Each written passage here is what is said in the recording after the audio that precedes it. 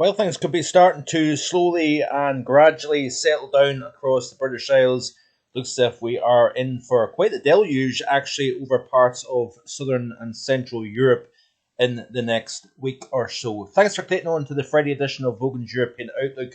Hope everybody is well today, and of course we are on the cusp of another weekend, and for many people it has actually just begun. Unfortunately, I've got one more night of work to do, but it has only been a 3 day week for me, so I can't actually complain too much.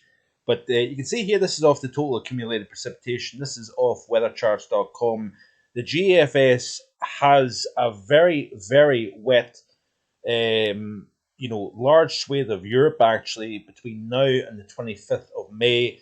You can see here that we are really bringing down the totals across the British Isles and Ireland, which of course is a welcome sign for many. And of course, today's video is really just a GFS interpretation of the forecast as we go through the second half of May. It does look as if there is indications of it warming up and drying up somewhat through the second half of May. Now, what's interesting is actually we'll go through and look back at previous transition years between La Nina and El Nino. And what's quite interesting is, of course, we had a very dry back end of the 2010, 2011, and also 2011-12 winters. Something similar to what we have at the moment, and certainly has seen over the last 3-4 years. I think really most years over the last 3 years has been generally on the dry side of things. I know there is a few exceptions. But back to 2012, which is quite interesting, I'm sometimes a bit reluctant to hone in too much on one specific year. I do have a few years in my mind with regards to the upcoming summer, 2012 being one of them, 2007, it can't be necessarily ruled out. And even 2015, which was the onset of a Super El Nino, of course, the last time we've seen such an occurrence. And it was a very, very back and forth summer in 2015. But 2012 was an interesting one because we had a very dry February and March. Then it turned on its head. And 2012 always resides in my mind because that was the year that, and I think that was the year the Met Office also had the barbecue summer. And it turned out to be one of, if not the wettest summer in UK history. But what's interesting about that year is that we've seen there is significant differences this year versus 2012. For example, we had a wet March, we had a wet April. Now we've got a wet May. Looks as if we are going to settle things down. But in May 2012, despite having the wettest April on record, we had a temperature of, I believe, 30.9 Celsius in Highland, Scotland. That was Scotland's hottest May day on record. And even though it was a cool, wet summer overall, we had record-breaking heat in the month of May. The moral of the story with what I'm saying is that although the overall emphasis is now starting to sway more and more towards weather this summer, and that is very much now starting to become the theme in my summer forecast, hint, hint. But we can still get hot conditions, and it's going to be interesting during the second half of this month. Do we start to see a real increase in temperature? I'm not saying necessarily heat wave conditions, but certainly the GFS ensemble, as other models, are starting to hint at warmer conditions as well as drier during the second half of May. But certainly it looks as if the focus of heaviest precipitation shifts into the continent. Very wet conditions here, so we continue to lay down these rains, moisten the soils up. That may have influence later down the road. A lot of the incoming solar radiation during the summer season with wet soils, a lot of the energy goes into evaporation as opposed to heat in the air. So that is something, like I say, could be worth taking into consideration, and certainly would be welcome news for many parts that saw rivers drying up, extreme heat and whatnot last year. So looking at the situation with regards to the overview chart here, let's have a look and see what we're finding. So very unsettled conditions, as you can see here, across many Mediterranean countries. High pressure now starting to build over the UK. So we're settling the atmosphere down. We're creating that little cap. So we're losing that dynamic of sharp production and heavy downpours, flash flooding, hail, funnel clouds that we've seen in recent times. I know Dan Hawley that does uh, the local BBC forecast for East Anglia provided a pretty nice little explanation as to why we're seeing the funnel clouds in the last few days. If you don't check out Dan Hawley on Twitter, do so to check out that little explanation. It was very interesting indeed. I'm kind of skipping back and forward here. I do apologise. The month of May so far, very cold compared to average across Western China. We'll look at this in a little bit more detail, but look at how much colder compared to average we're seeing for the first half of May. In many portions of Eurasia, if you notice here, Africa and Australia is below average, which is really interesting actually, considering that if you look back at the month of March, look at how warm it was compared to average. So quite a significant drop off in temperature anomaly through the first half of the month. Be interesting to see how the second half of the month goes, of course. But that's quite interesting. Looking at the European continent, it has also been pretty cold. Central and Eastern Europe in particular, warmer than average at the moment across the UK and Ireland. I think we're going to stay there. I think it is going to wind up being a warmer than average month. That's the first time we've seen that in a couple of months actually here in the UK as a whole anyway. We are going to start to see the temperatures coming down, I think, over Spain and Portugal, by the way, in the coming days. France also above average, Low Countries. And then you've got that kind of west-east split over Germany, as you can see here, significantly below average the further east you go.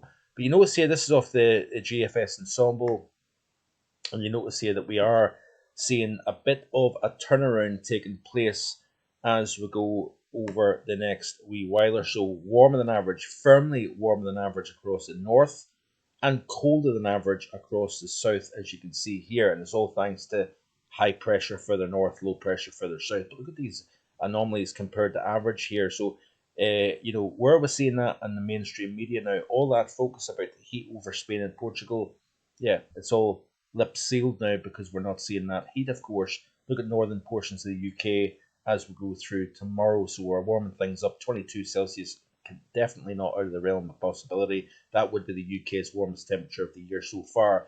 And so we continue to play through the loop here. You can see here these below average temperatures. Why? Because we're going to see a cold front moving from kind of northwest to southeast through the latter half of the weekend and into early next week. So we are going to drop things off in terms of the temperature. We'll play through the loop. You can see here that we're shifting things cooler than average across the western portion of Europe. So you're saying to yourself, how's it going to start to warm up? Well, if we'll continue to play through the loop, you notice here that the GFS ensemble anyway, this could change, but look at how it starts to warm things up over most of the continent as we progress towards the end of the month. Now, I'm not, going to sound the alarm in heat wave conditions, but certainly it looks as if we are going to start to turn the pattern around, particularly so over Europe. It has been a fairly chilly period, that's for sure, and it'll be interesting to see what takes place with regards to these temperatures here. But looking at the GFS, you can see here, if we go back to the current setup here, you can see that area of high pressure over the UK at the moment here. Easterly winds, let's have a quick look actually at the temperatures here. So this is the pressure pattern at the moment here. High pressure, strongest to the north. And of course, we've got a squeeze in the isobars across the bulk of England and Wales. So fairly stiff east to northeasterly winds, keeping things rather cool down here. And if you look at the temperatures here for the time is 17:07 Friday evening, of course, warmest conditions to the west of the UK. We're seeing temperatures knocking the door of 20 Celsius on the west coast of Wales, for example. Parts of Ireland as well, knocking the door of 20. Even Western Scotland, I think, probably knocking close to 20 Celsius. Places such as Achnagar in the West Highlands, for example, may get there. I think it was 20 Celsius yesterday, while the temperature here at the house barely rose to about 11 Celsius. So big contrasts depending on cloud cover, mist, murk, har versus sunshine further west. Big differences. We've only got an 8.8 Celsius in Inverbervie versus an 18 Celsius here at Aviemore. So interesting stuff always. as we get these easterly winds. So down the eastern seaboard, you can see here 10s, 11s, very chilly for this time of the year, of course. Further west into the southwest, South Wales, and up the western flank of the country, we've got a considerable difference in temperature. Looking at Europe, we are much warmer than what we have been. Places such as Germany, Poland, into the Czech Republic, Slovakia, where temperatures have been relatively cool this week. We are starting to see warming conditions, that's for sure. Warmest conditions of the year so far across southern Norway, Sweden, and indeed Finland, where temperatures are as high as 22, 23 Celsius, which is quite interesting and I'm sure welcome news. Western Russia into the Baltic states, where it was freezing there. Remember last weekend, early last week, we had temperatures as low as -7 to -10 Celsius. Now we're talking about low 20s. But it's the time of the year you would expect to see this taking place. Back to the overview chart, play through the loop. You can see here that there's that area of low pressure waiting in the wings out over the Atlantic. That is the game changer as we push into the early portion of next week. So you notice here that frontal system associated with the low. The low never comes anywhere near the UK. It's a frontal system attached to that low that then moves kind of west to east over the country. May bring a spell of persistent rain, but it may well fragment as it moves southeastwards into an area of high pressure. But that is a bit of a game changer. Look at the mess over Europe still continuing. High elevation snow, for example. But notice here, once that frontal system moves through, there's that area of high pressure now starting to topple its way in, edging closer to Ireland. But north to northwesterly winds is going to bring a fresher feel to the UK as we go through the course of next week here. Notice here that area of high pressure kind of topples its way in with a little bit of fresh air in place. Calm, clear skies could deliver some relatively chilly nights next week. Let's have a look at these 850 temperatures actually. Yeah, so relatively cool there at 850 with clear skies, light winds at night.